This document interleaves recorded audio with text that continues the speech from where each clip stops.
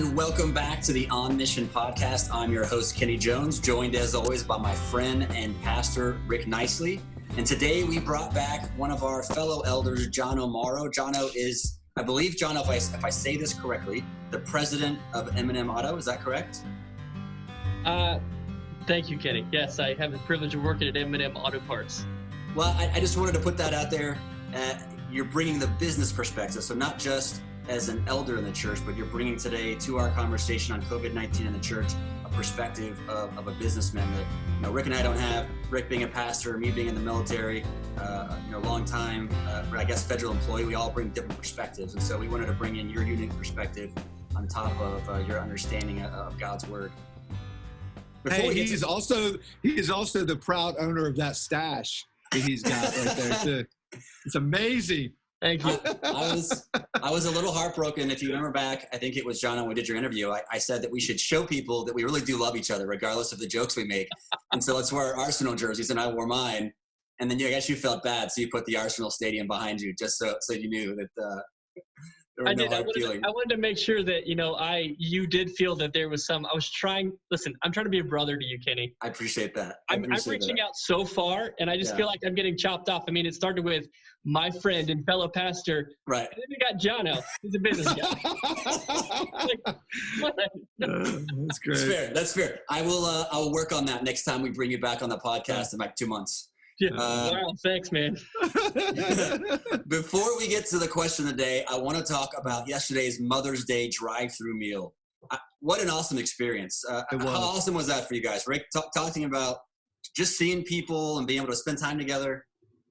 I don't know, 5 weeks ago or so, Michelle kind of gave me the idea that she saw something or read something and saw, this seems like a great idea. And then I talked about it with the elders, and then I was on the phone with a couple of the guys, Jeff Durow, we got to give a big shout out to, and his family, as well as Scott Nichols and doing the food prep. And then all of a sudden we had this kind of light bulb moment. It was like, we need to do it on Mother's Day. So we put it out there, and man, it blew away every expectation I had. I think there was 180 RSVPs, but I think we ended up giving out over 200 meals. So it was just a great day. It was a good time, loving on people and encouraging and praying with them, seeing them. It was really awesome. I loved it. Yeah. For those of us that are extroverts, like I left feeling energized. Having seen, I saw every single person I could have thought of come through the line. I was over there with Michelle and Mary. I left feeling so uplifted. John, you were over with Jeff and Matt, I believe, over in the line where we were praying for folks. How was that as people were coming through? Well, it's actually, I didn't get a chance to be in the prayer team. Those guys knocked it out. But I was down that way, and Jose and I were kind of bringing them in.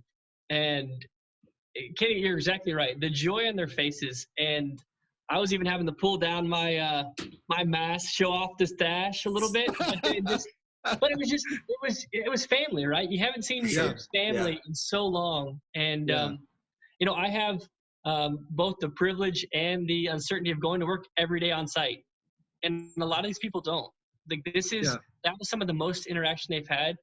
But seeing our fellow brothers and sisters just so excited and just knowing this is where they belong. I mean, I can't describe it except for the fact that I'm glad we did it, and it was a great idea. And I think that people felt loved and I felt loved. So it was good. Yeah, we talked about it on social media today, but if I forget somebody, obviously, like you mentioned, Jeff Durow and Scott Nichols were responsible for the food. Yeah.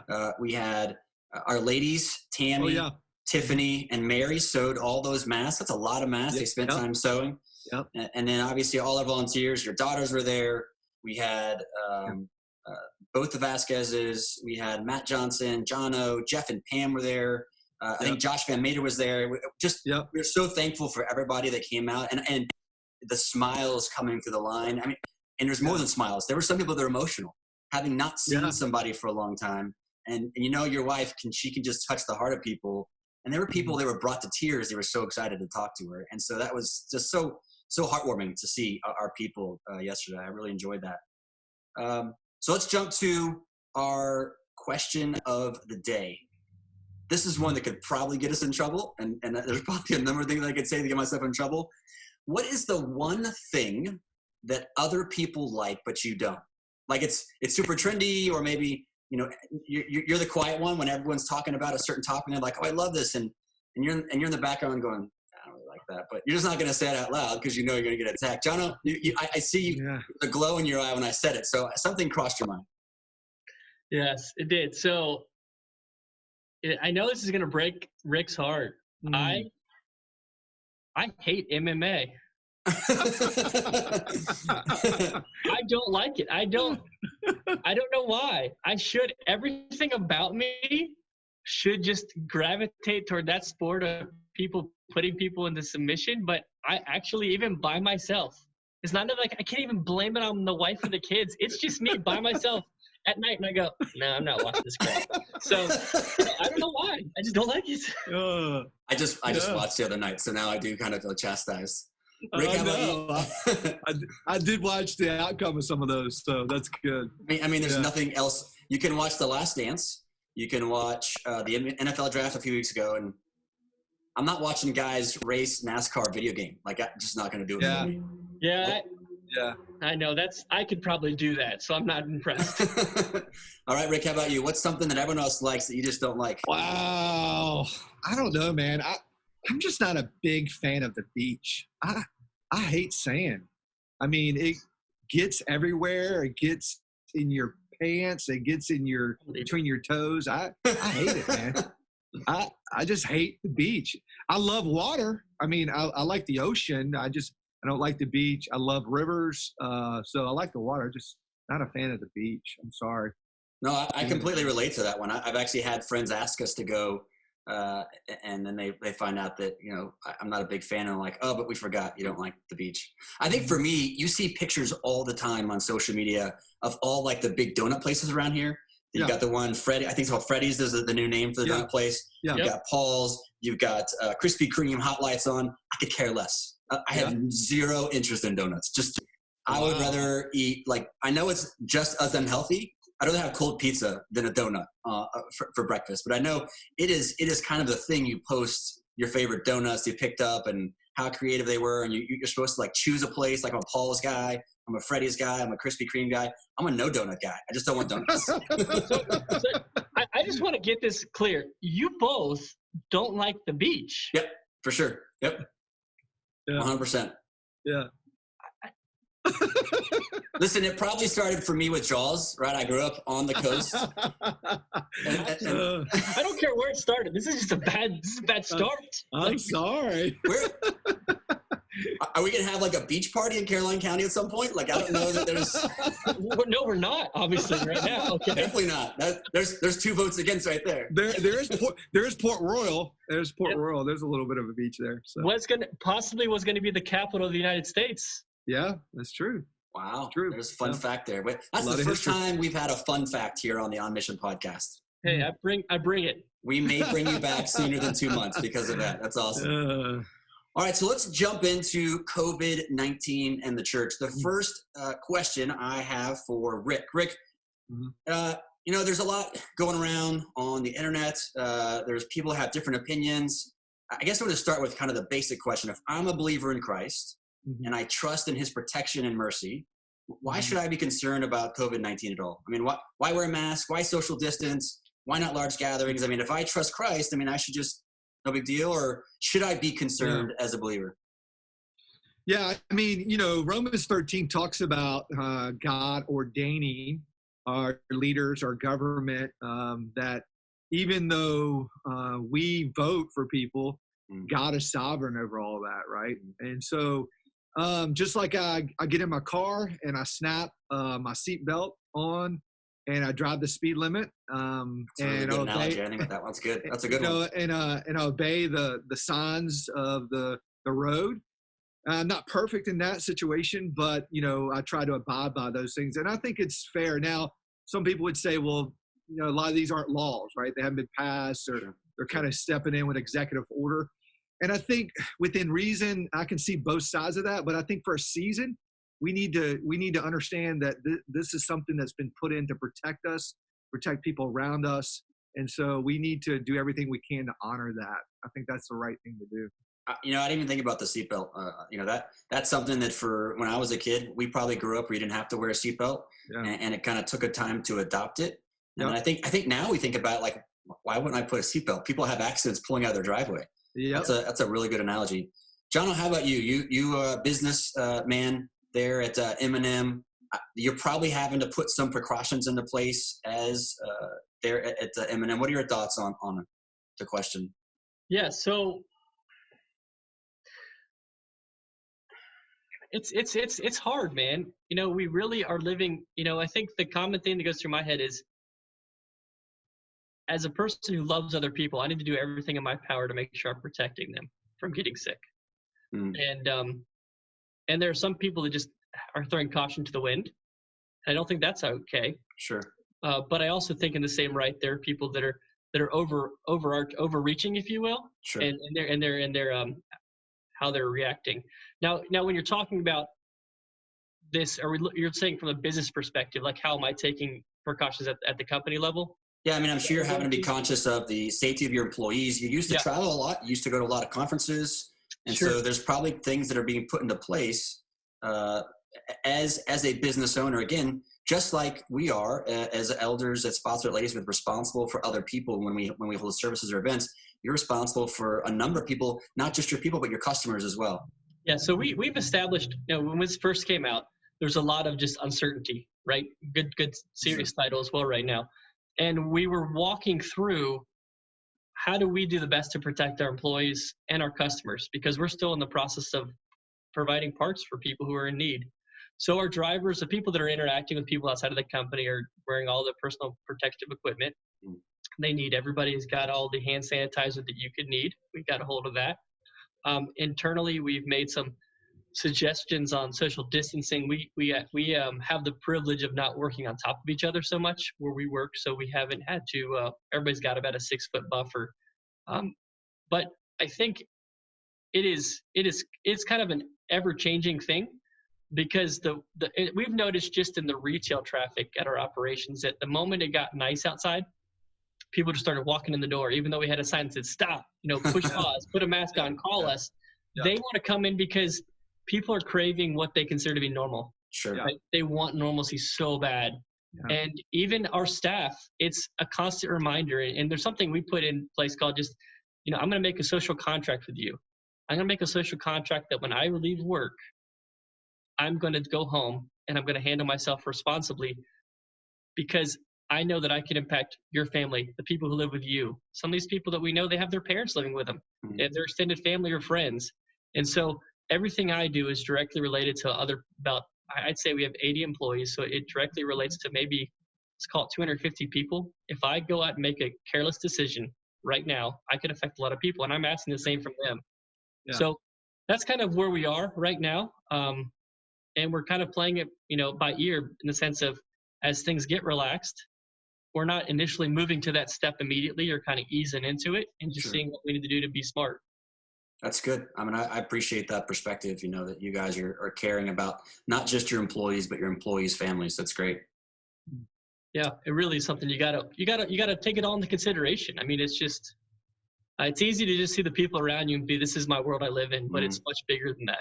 And we're dealing with something that you can't see, and we're very aware of that now. Kenny, earlier you mentioned earlier this week, a part of the hesitation to take some of these precautions we're talking about in regards to COVID-19 might be related to the low numbers in our area.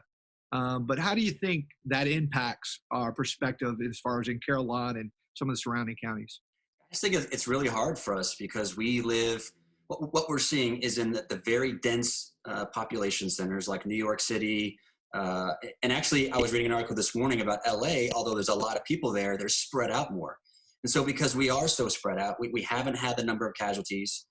I don't know, I'm not going to ask the question, but I don't think the three of us probably know anyone who's had COVID-19. And we certainly don't know anyone who's passed away of COVID-19. And so it's very hard for it. It's never real to you until it comes home to you. That's right. But we do know people.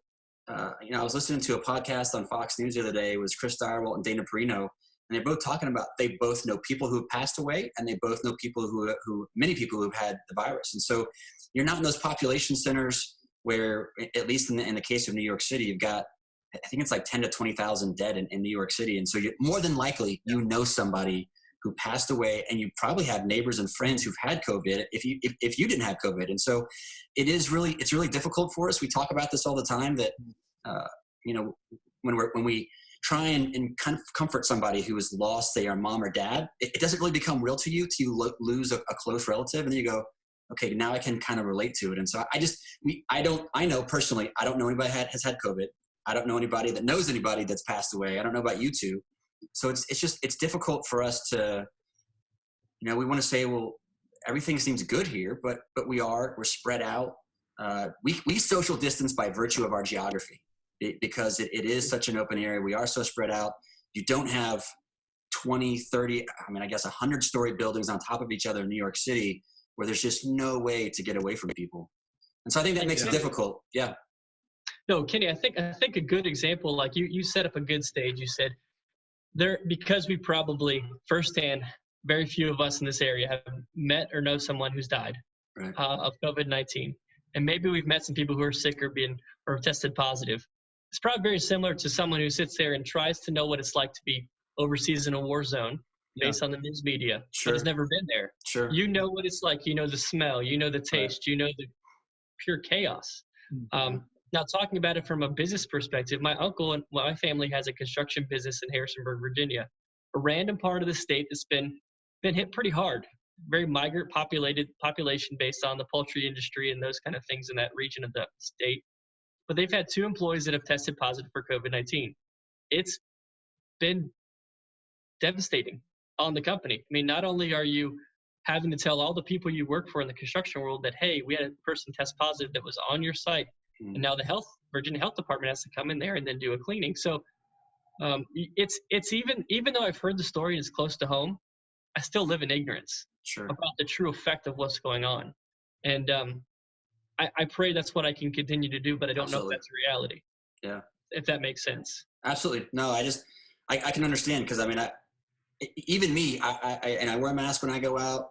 But at times I'm like, I don't know anyone who's sick around here. I think there's 130,000 people in this local area. And then I think 70,000 in Caroline County. And you've had a handful. It might be, a couple hundred cases. And so it's really not even as much as a big neighborhood, when you really look at it like that. But yeah, it's difficult. Yeah. So Rick, the governor on Friday had a press conference, and he started to roll out. It was really fairly vague. There was a comment about religious organizations, and then just I think today or yesterday we got a few more details. We don't really have enough information yet, and that's where we're at in terms of making decisions. But one of the three of us, I'm going to start with you, but talk through some of our considerations for what's it look like as we consider going back in some form or fashion. We don't know what that is, right? We talked about different iterations of it, but what are considerations for you as the lead pastor before we gather together once again the way we did originally back in March before this all started? Sure. I want to back up just a little bit, because I want to say just a couple other things of some of the things we discussed. One is, I think we understand why there's a real anxiousness to get back. We're wired. We talk about this all the time. We're wired for relationships. Absolutely. Mm-hmm. We're not meant to be alone. The other thing is, I think we're also in the first 2 chapters of Genesis, we see the cultural mandate. We see God make it very plain that man and woman are to cultivate the land, they're subdue it, creative, multiply. So there is this desire innate for us to want to be creative and work and put our hands to work. And so both of those are natural things. I think we can't push that aside. So I think that's understandable why people are anxious about that. And also in that, I think we need to understand that in our own life, when crises have hit, there's probably been times where we've overcorrected. And so we need to be gracious to the government that they may have in some ways overcorrected a little bit, but they're coming back, and we need to be patient with them. I think I love the scripture where it says we need to love justice, seek justice, love mercy, and walk humbly. And I think this is true there in this crisis. We need to think about all those things. So when I think about coming back together, 3 things that come up to my mind. One is the psychological side of things. People are going to be, I think we have to be reality. Even though we want to get back together, there's still going to be a psychological barrier as we get back together. It's going to be a season of elbow, fist bumping maybe at the most, mask, all this is the psychological side of things. We need to wait and understand there's going to be some time of adjustment there. The other thing, I think, is the physical side. The real reality is when we get back together, we do need to take some precautions. We do need to make sure that we're doing everything we can to protect our people, protect ourselves. And then the last side is just a practical side. How do we flush it out? I mean, how do we both keep some of these mandates that we're asked to do, but also practically do worship and to experience that corporate time together that we're mandated from Scripture to do, not to forsake the gathering together, that we have that. So all those are kind of tricky. So Rick, I just want to follow up. So I know that in our conversations we've had as elders, we've kind of considered a range of options. We've talked about meeting in homes as community groups and watching the service together. We've talked about a drive-in church as a possibility. A lot of our folks, I know that has been a very popular suggestion from folks. And then if we ever did get to meet back in Madison at some point. So talk me through some of our considerations, some of the things we've talked about that we'd have to take into consideration. And I think for us, the dead end we always hit is childcare. That's the hardest one for us to figure out. But what are some other considerations? Yeah. So I think we need to understand up until Friday, really, we were still kind of, there's no way we can meet. And of course, a governor has loosened some of those restrictions for religious organizations, churches, more specifically. So we have things to think about. We have options to pray about and think through. So we know that he said something about 50% capacity. So if we were just to take that facility we're in right now, we have to get the actual, I think, fire marshal number, whatever that is, and divide that by 2. Right. But then we have to have the social distancing and all the other rules that we're talking about, mask and all these type of things. I think one of the things we need to remember as a church plant, one, we are not a huge group. We have almost 99.9% of all the people that volunteer are volunteers. They're not paid staff. So we have to be careful of the demand that we put on people and how we ask them to volunteer. So we need to keep that in consideration. The other thing is we don't own anything. Right. That's a blessing, but it also in these circumstances, it's at the mercy of the people that are allowing us to rent, which is the CCPS right now, Caroline County Public Schools. So they have been incredibly gracious to us in every point in the last almost 3 years. And I don't expect anything differently in this situation. So we're talking about a lot of things as elders. One is, coming in, if we do have to do 50%, then we'll have to do multiple services. Right. We wouldn't have childcare.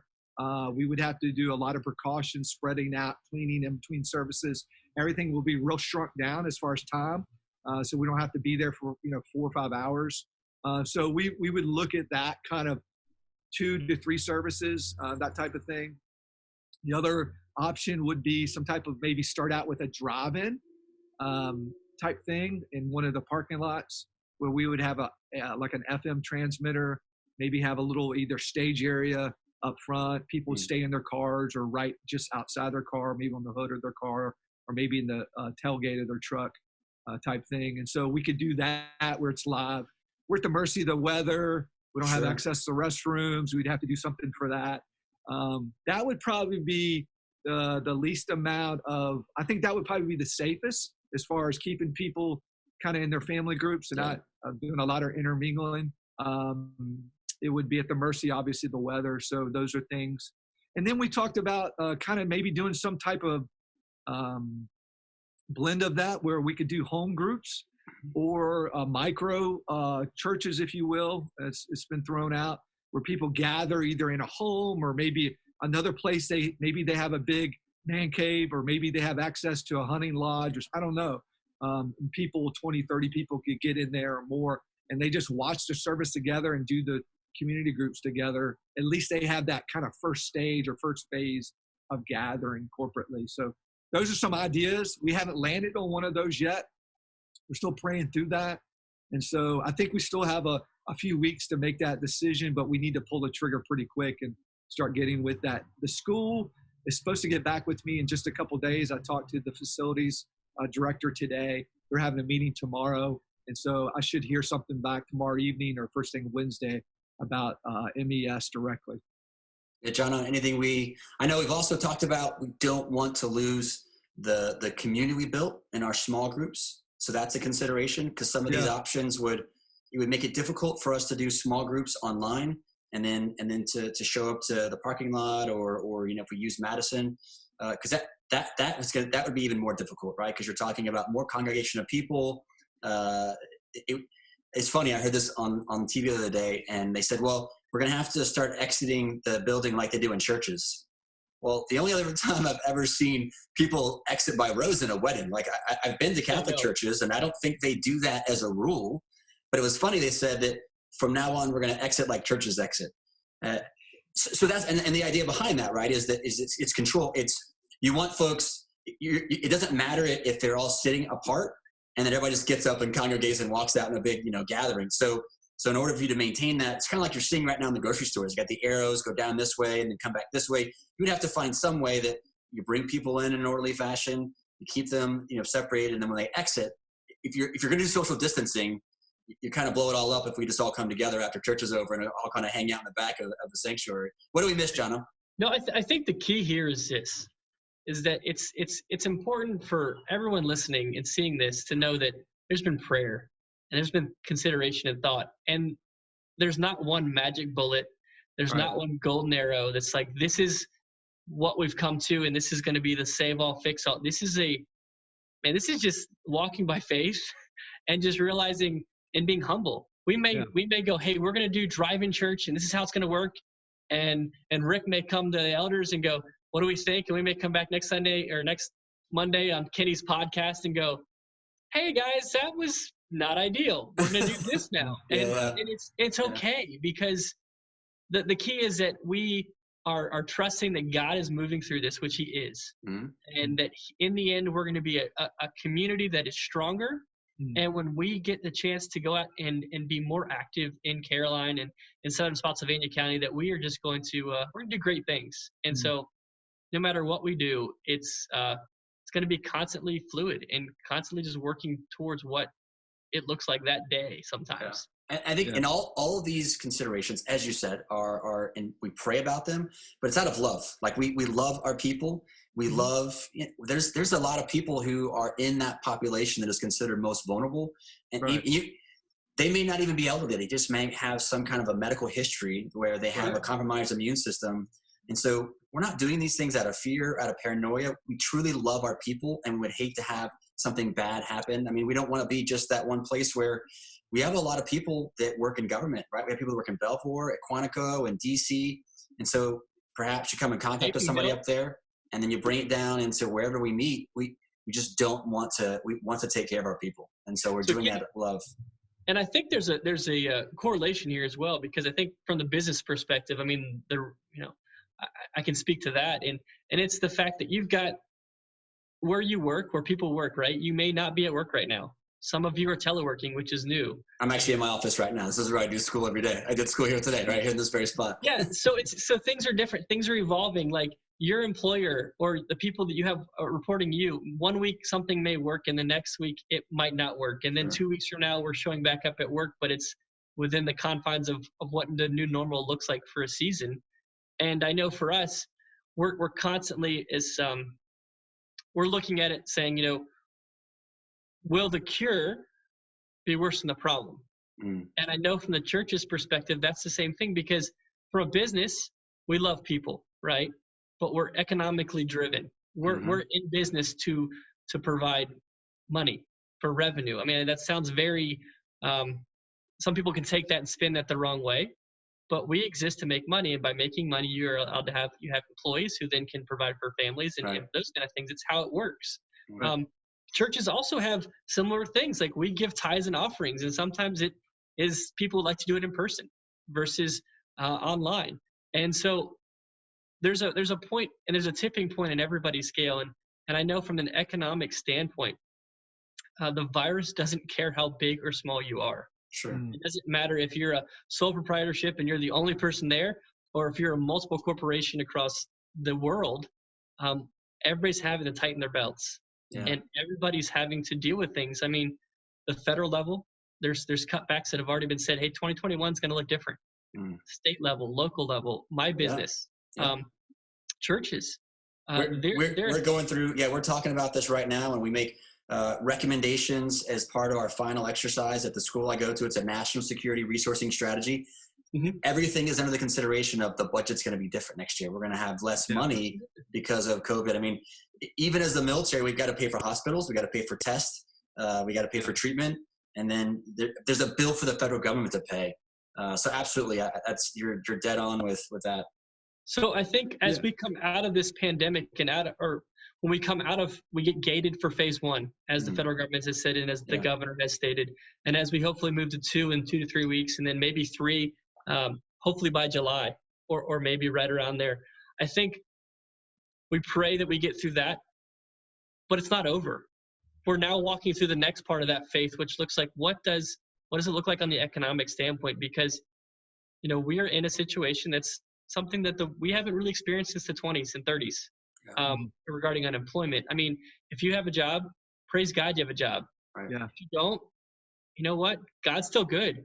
It just is going to look different in the next couple of weeks. And just know that as an employer, I drastically care about everybody I work with. This isn't some ivory tower where I'm sitting up here just, soaking it out and, and then saying, hey, tough love. It's that every person is a name. Every person has a family and a story. And as a follower of Christ, that's how I'm ministering right now, is that you're getting in the trenches. And it's what Rick talks about all the time. It's just, you get down there, you lock arms, you get in there with people and you say, listen, I love you, man. It may look different, but we're both going through stuff that's tough. So I just want to talk about this may be normal for us, September, October, August, hopefully, but it's going to be like a tail. It's going to whip, and it's going to keep coming. Yeah, and I think, I created a word about 50. Well, I don't know if I created it, but I made something up, which you guys would probably say I do that every Sunday. But that's also about 15 years ago, we were on a mission trip, and man, this thing of both positive and flexible came to me, because when you're out on mission, if you will, which we should be all the time, you have a plan, right? But then always what happens with that plan, it's kind of like I heard Mike Tyson say years ago, everybody has a plan until they get hit in the mouth. Right. Yeah. And I feel like we kind of been hit in the mouth. And so we're adjusting that plan, but we need to be flexible, but also positive. So I call it flexitive. It's really this idea of, hey, we're going to plan something out. It's a relative of naked. That's right. Thank you. That's right. I know how to pronounce it. I just choose not to.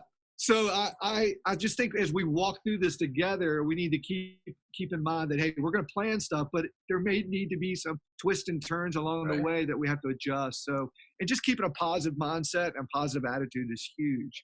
So, but go ahead, Jono. No, I was going to say, sometimes when I'm, and to think that I don't get depressed about this or I'm not anxious is a lie. Like, it really keeps me up at night sometimes. Right. And it's something that, it's going to keep keeping me up at night because it's just my personality.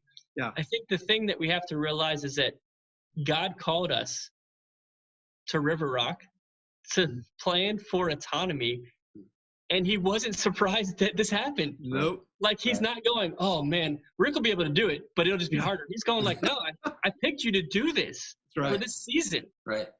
And there's reassurance in that, that's when you get to that point where, for me, I'm like, this sucks. Yeah.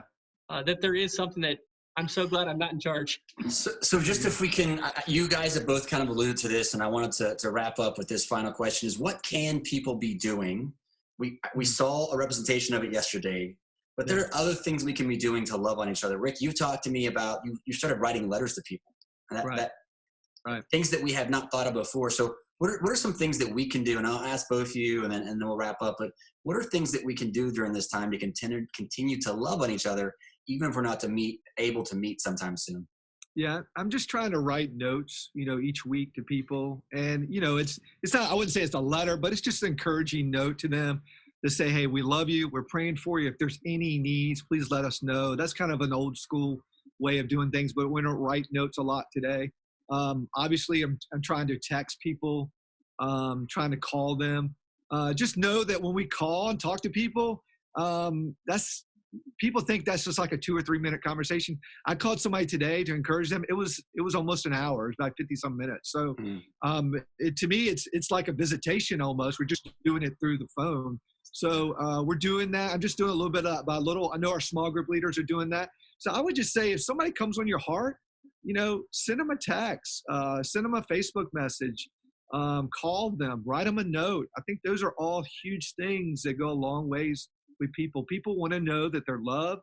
They want to know that they're cared for. They want to know that they're missed. I think the hardest thing is probably for some people that may have just started coming to our church, or just kind of were not connected yet to a community group.